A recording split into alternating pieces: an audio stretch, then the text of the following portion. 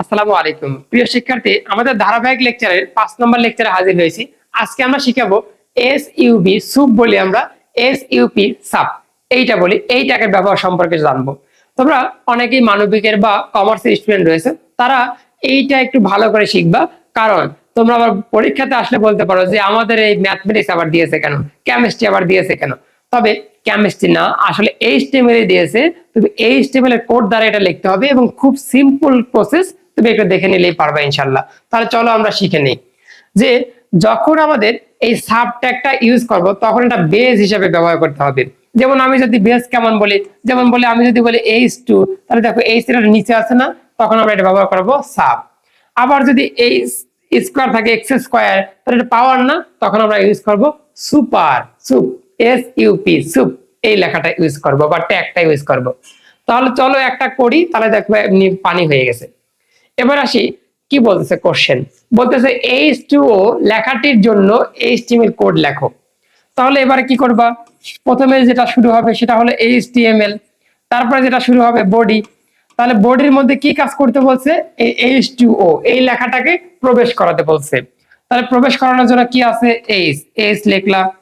তারপরে কি আছে, H এর নিচে 2 আছে, H এর নিচে আছে এই কারণে সাব, সাব সাব কত আছে, 2 আছে, এই কারণে 2 লিখলাম।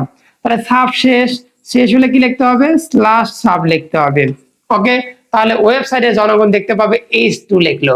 তারপর আরো একটা ওয়ার্ড আছে, সেটা কি ও, তাহলে এখানে সুন্দর করে ও লিখে দিলাম। তাহলে এখন কাজ শেষ, তাহলে কাজ শেষ হয়ে গেলে বডি হয়ে গেল।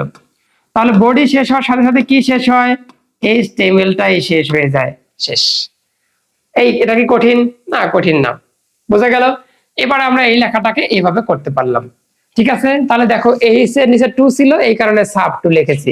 যদি H এর উপর 2 থাকতো তাহলে এখানে সুপার লিখতাম, এসইউপি লিখতাম। বোঝা গেল কথা? ওকে, এবারে আসি আমরা এই যে এই লেখাটা এইভাবে লিখছিলাম, জনগণ দেখতে পাইলো H2O, কিন্তু আমি দেখো ওয়েবসাইটের মধ্যে কিভাবে লিখেছিলাম, দেখছো? ওকে, এবারে আসো যে আমরা এই লেখাটাকে বোল্ড আকারে এই H2O লিখবো, তবে বোল্ড আকারে। তখন কি করবা, তখন এই যে যেখানে H দ্বারা শুরু করছিলা তার আগে একটা বি লাগাই দাও, যেখানে ও দ্বারা শেষ করছিলা সেখানে স্ল্যাশ বি লাগাই দাও। বোঝা গেল? এইটাকে যদি আমি H2O এইটাকে ইটালিক করতে বলতাম, তাহলে এখানে একটা আই লাগাই দিতাম, এখানে একটা লাস্টে স্ল্যাশ স্ল্যাশ আই লাগাই দিতাম। তবে ভিতরে কাজকর্ম কিন্তু ঠিকই হবে, সাব সুপ এগুলো কিন্তু ঠিকই হবে। ওকে, আমি আশাবাদী বুঝাইতে পেরেছি। এবার আসো এইটা পরীক্ষাতে আসবে, এটা কমন ধরে নাও, এটা নোট করে নাও, পরীক্ষাতে আসবে। এই সূত্রটাকে HTML কোডে ব্যবহার করতে বলছে। তাহলে তুমি প্রথম কাজটা কি, প্রথম কাজটা হলো এখানে সুন্দর করে HTML-টা লিখবা। তারপরে কার মধ্যে যাবা, বডির মধ্যে যাবা। বডির মধ্যে যাওয়ার পর কি আছে, ওখানে বডির মধ্যে যাওয়ার পর আছে হলো একটা সূত্র আছে, সেই সূত্রটা যেভাবে আছে সেভাবে তুলবা। ব্র্যাকেট আছে, ব্র্যাকেটে দিলা। কি আছে, x plus y plus plus সব আগের মতোই হয়, শুধুমাত্র পাওয়ারের কাজকর্ম হয়।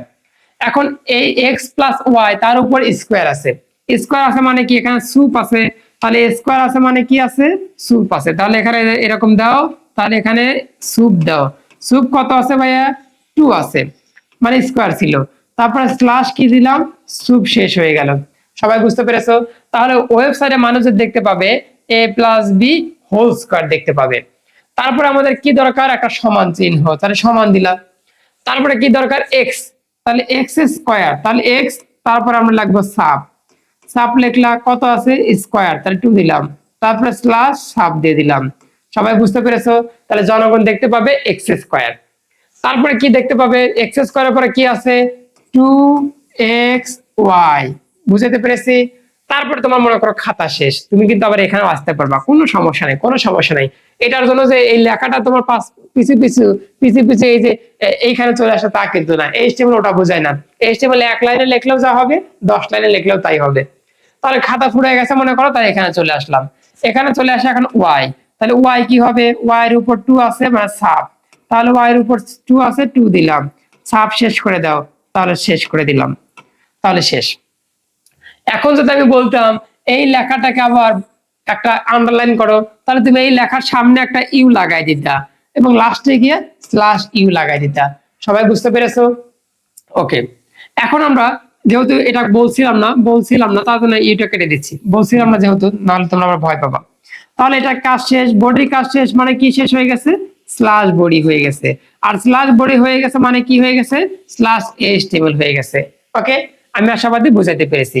তাহলে জনগণ দেখো এখন এইটা দেখতে পাবে, তুমি লিখলে এরকম কিছু, এখন জনগণ দেখতে পেলো সুন্দর x square plus x plus y whole square plus সমান x square plus 2xy plus y square. বুঝাতে পেরেছি? ওকে, তাহলে এটা তোমাকে করতে হবে। এবার আসো, এইটা খুব সুন্দর, খুব সুন্দর, এটাও পরীক্ষাতে আসতে পারে। এবং সালফিউরিক অ্যাসিড তুমি গত বোর্ডে 22 সালের বোর্ডে 23 সালের বোর্ডে এগুলো পেয়ে যাবা, ঠিক আছে? ওকে, 23 সালের বোর্ডে পাবা। ওকে, এবার আসো যে এইটা যদি আমরা করি, তাহলে এখন আসি আমরা, এটার নাম কি, এইচটিএমএল, কারণ 22 সালে আসে না, কারণ 22 সালে আইসিটি পরীক্ষাই হয়নি।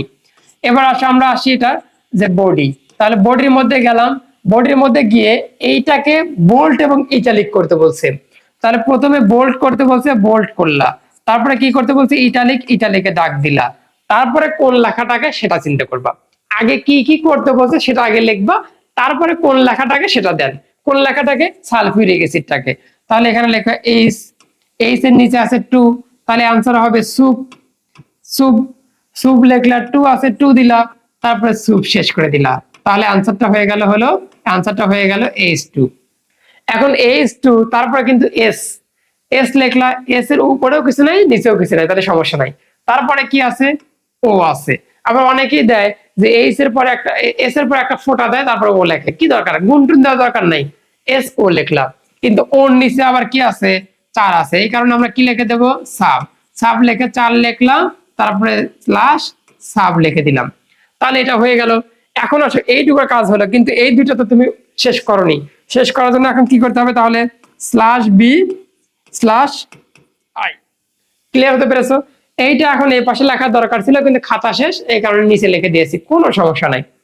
এবার আসলে এটা শেষ হয়ে গেলে কি হয়ে যাবে, আমাদের বডি শেষ হয়ে যাবে, তাহলে বডি শেষ। আর বডি শেষ হওয়া মানে কি শেষ হয়ে গেল, এইচটিএমএল শেষ হয়ে গেল। এই হলো আমাদের কোড।